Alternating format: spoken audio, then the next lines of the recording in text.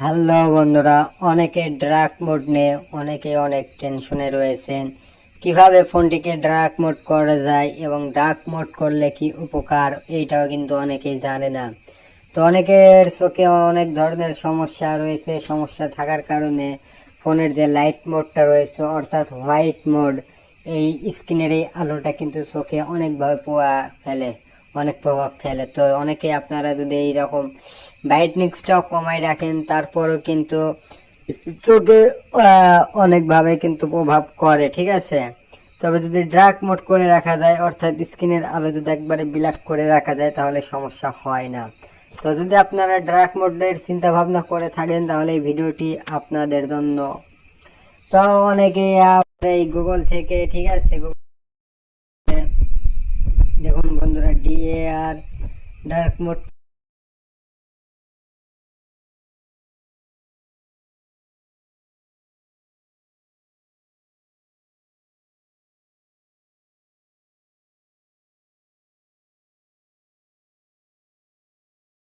এমনকি আপনারা ইচ্ছা করলে ফোনের সেটিংস থেকে ডার্ক মোড এনেবল করতে পারবেন।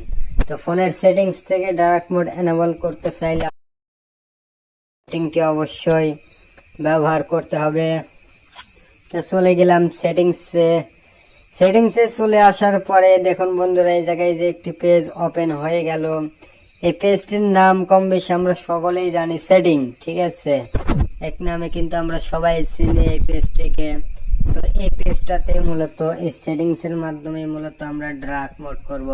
তো দেখুন বন্ধুরা, আমার এই ফোনের স্ক্রিনের আলোটি কিন্তু এই মুহূর্তে হোয়াইট মোড অর্থাৎ লাইট মোড অবস্থায় রয়েছে। তো ফোনের স্ক্রিনের আলোটাকে কিভাবে আমরা ব্ল্যাক করব, ওই প্রসেসিং খুব সুন্দর করে আজকের এই ভিডিওতে ইনশাল্লাহ আমি আরমান আপনাদের বুঝাই দেব। তো সেটিংসে চলে আসার পরে আপনাদের মূলত একটি অপশন খুঁজে বাহির করতে হবে। অপশনটি কম বেশি আমরা সকলেই জানি, অপশনটির নাম ডিসপ্লে। তো এই ডার্ক মোডটার সেটিংসে এসে দুই সিস্টেমে করতে পারবেন, এক ডিসপ্লে থেকে করতে পারবেন। দুই ডিসপ্লে যদি অপশন না থাকে তাহলে এই ডিসপ্লে অপশনটি কিভাবে বাইর করে করবেন ওই প্রসেসটা আমি ভিডিওর শেষে দেখাবো। আগে অরিজিনাল বলতে কি ইজি প্রসেসটাই আমি প্রথমে দেখাই, ঠিক আছে। তো চলে গেলাম ডিসপ্লেতে যাওয়ার পরে দেখুন বন্ধুরা, এই জায়গায় দুইটি অপশন চলে এসেছে।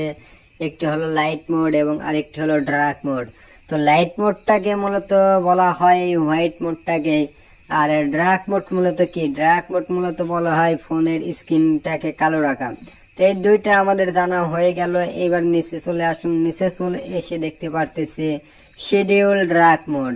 তো বন্ধুরা, এই শিডিউল ডার্ক মোডটা কি, শিডিউল ডার্ক মোড নিয়ে আজকে আমরা আলোচনা করব। তো শিডিউল ডার্ক মোডের উপর প্রেস করে দিবেন। প্রেস করে দেখুন বন্ধুরা, শিডিউল ডার্ক মোডটা কিন্তু আমার এই মুহূর্তে অফ আছে। তো এটা আমি অন করে আপনাদের বুঝাই দিচ্ছি। তো দেখুন বন্ধুরা, এখানে দুইটি অপশন চলে এসেছে, টার্ন অন এবং টার্ন অফ। তো টার্ন অনের উপর আমি প্রেস করে দিলাম। প্রেস করে দিয়ে এখানে আমি দেখাবো কয়টা থেকে, যেমন সন্ধ্যা 5টা দিলাম, ঠিক আছে, সরি সন্ধ্যা 6টা দিলাম, কি সন্ধ্যা 6টা কি 7টা, যাই হোক আমি সন্ধ্যা 6টা দিলাম। দিয়ে এবার টার্ন অফে দিলাম ভোর 5টা, ঠিক আছে, ভোর 5টা দিলাম। তো এই পর্যন্ত আমার এই ফোনটি অটোমেটিকলি ডার্ক মোড অবস্থায় থাকবে। তো এটাকে মূলত হয় শিডিউল ডার্ক মোড। তো এবার আমরা আসি এই ফোনটি অল টাইমের জন্য কিভাবে ডার্ক মোড করে রাখবো।